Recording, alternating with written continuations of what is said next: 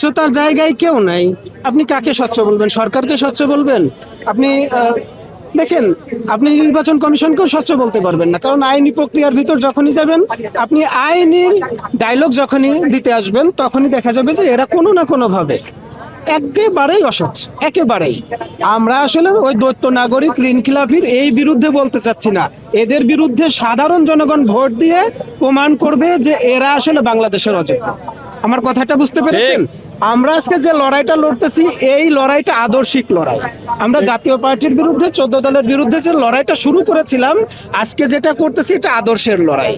আমরা আজকে শুধু নির্বাচন কমিশন সরকারকে আজকে যে স্মরণ করিয়ে দিতে এসেছি, আমরা আদর্শের জায়গা থেকে এসেছি। আপনারা ঋণ খেলাপিদেরকে দিবেন তো, আমাদের কথা শুনবেন না? জনগণের কানে আমাদের আওয়াজটা পৌঁছে যাবে। জনগণ ঠিক করবে ঋণ খেলাপিকে ভোট দিবে কি দিবে না, জনগণ ঠিক করবে জাতীয় পার্টিকে ভোট দিবে কি দিবে না, জনগণ ঠিক করবে 14 দলকে ভোট দিবে কি দিবে না। আমাদের আদর্শের জায়গায় আমরা শতভাগ স্বচ্ছ, আমাদের আদর্শটা আমরা প্রচার করেই যাব, এটা আমরা জনগণকে আমরা এটা বুঝিয়েই যাব। ঠিক।